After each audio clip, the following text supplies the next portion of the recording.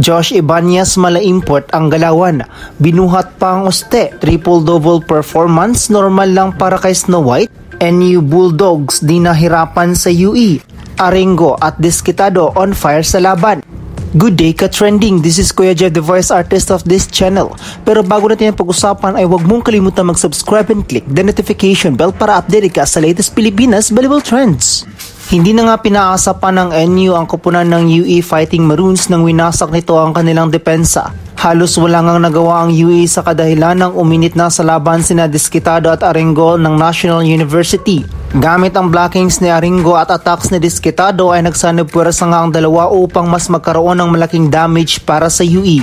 Pinaluhod lang naman ng NU ang UE in straight sets sa score na 25-13, 25-17 at 25-22.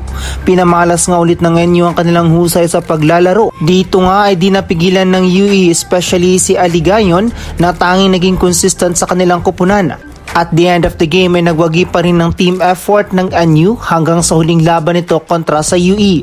Player of the game nga rito ay si Aringo with 15 points from 12 attacks and 3 blocks. At ang nakakabilib pa nito ay ang kanyang 67% attacking efficiency sa laban. Kaya't sa ngayon ay may sure spot na ang NU with a record of 8-1 when lost record. After the NU and UE game ay dumako naman tayo sa UST kontra sa Adamson. Dito nga ay halos dikitan ang kanilang labanan dahil palitan nga lang sa atake ang bawat koponan. Subalit dahil na rin sa kanilang main gunner na si Snow White Josh Ibanez ay binuhat nito muli ang kanyang koponan to win the match. Pinadapa nga ng Oste ang Adamson in 4 sets sa score na 25-17, 25-19, 23-25 at 25-23. Muntikan pa nga umabot sa 5th set ang laban, ngunit iba nga ang naging galawan ng Oste at nakuha pa rin itong maging composed at nakuha ang laban sa Adamson. Well, di nga lang si Ibanez ang kumamada sa koponan ng UST dahil buhay na buhay pa rin ang mga atake at blockings ni De Vega, kaya't nahirapan ang Adamson na makapag-produce ng puntos para sa kanilang koponan.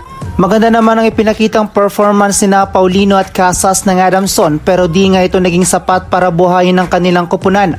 Well, isa nga sa nagpahirap sa Adamson ang mga unstoppable na atake ni Josh Ibanez at ang kanyang floor defense na naging balakid para sa Adamson.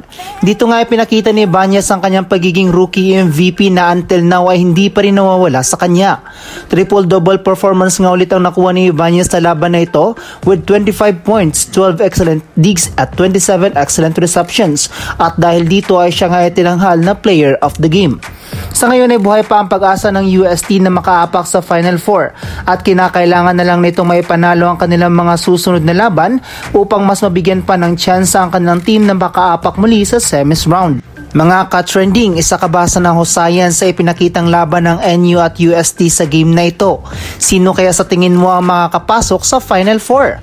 Comment down below. So that's it for this video ka-trending. Do not forget to subscribe and click the notification bell para maging updated ka sa latest ganap ng volleyball sa Pinas. Thanks for watching and bye for now!